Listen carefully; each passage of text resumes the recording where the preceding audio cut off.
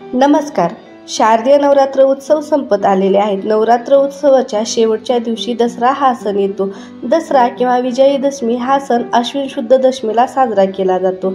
सत्याचा असत्यावर आणि धर्माचा अधर्मावर विजय या संदेशासाठी हा दिवस विशेष मानला जातो. तर आजच्या व्हिडिओमध्ये आपण दसरा 2025 ची संपूर्ण माहिती पाहणार आहोत. या सणाचे धार्मिक महत्त्व, इतिहास, कथा, पूजा पद्धती आणि परंपरा पाहणार आहोत. रावणासारख्या अहंकाराचा नाश हो, रामासारखी सद्गुणांची साथ मिळो, तुमचं आयुष्य नेहमीच यशस्वी हो. तुम्हाला व तुमच्या परिवाराला दसऱ्याच्या खूप खूप शुभेच्छा. नमस्कार. माय मराठी अस्मिता या आपल्या मराठमोळ्या चॅनेलवर मी पूनम तुम्हा सर्वांचं स्वागत करते. भगवान श्रीरामाने रावणाचा वध करून सीतेची सुटका केली तो दिवस विजयादशमी म्हणून साजरा होतो. त्याचबरोबर देवी दुर्गेने महिषासुराचा वध करून धर्माचा विजय केला. या स्मरणार्थ देखील दसरा साजरा केला जातो. दसऱ्याच्या दिवशी आयुधपूजन व शस्त्रपूजन केले जाते. लोक एकमेकांना सोनं समजून आपट्याची पानं देतात. सराफाच्या दुकानात गाड्या, व्यवसाय, मशिनरी यांची पूजा करण्याची परंपरा आहे. महाराष्ट्रात विशेषतः आसाम, कर्नाटक, उत्तर भागात रामलीला व रावण दहन हा मोठा सोहळा असतो. दसरा हा 3.5 मुहूर्तापैकी एक शुभ मुहूर्त. हा दिवस नव्या कामाची सुरुवात करण्यासाठी शुभ मानला जातो.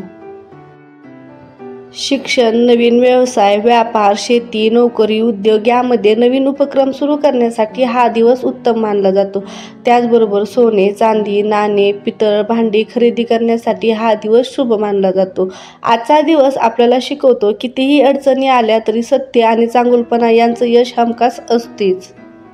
यावर्षी दसरा 2 ऑक्टोबर 2025 वार गुरुवार या दिवशी असणार आहे.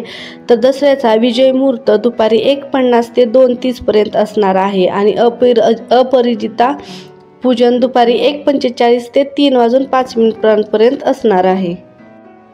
दसऱ्याच्या दिवशी सकाळी लवकर उठून स्नान करून देवी व रामचंद्राची पूजा करावी. शस्त्र, सरस्वती पूजन व वाहन पूजन करून घ्यावे.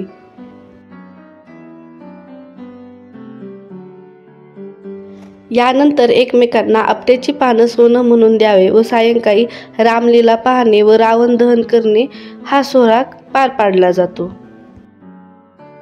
दसरा किंवा विजयादशमी दसरा हा हिंदू धर्मातील विजयाचा सण आहे. हा दिवस आपल्याला शिकवतो की सत्याचा विजय नेहमीच होतो. अश्विन शुद्ध दशमीला नवरात्रीच्या शेवटच्या दिवशी हा सण साजरा केला जातो. दसऱ्याच्याच दिवशी भगवान श्रीरामांनी रावणाचा वध करून सीतेची सुटका केली. त्याचबरोबर देवी दुर्गेने 9 दिवसांच्या युद्धानंतर महिषासुराचा वध केला. महाभारतात पांडवांनी आपले शस्त्र शमीच्या झाडाखाली ठेवली होती आणि दसऱ्यालाच ती परत मिळवून विजय मिळवला. या सर्वच घटनांमुळे दसरा हा धर्माचा अधर्मावर विजय मानला. दसऱ्याला शस्त्रपूजन, महापूजन, आयुधपूजन करण्याची प्रथा आहे. आपट्याची पानं सोनं म्हणून दिली जातात. महाराष्ट्रात आपल्या झेंडूची फुले, नारळ, सुपारी, दुर्वा, आंब्याची डहाळी याला विशेष महत्त्व असतं.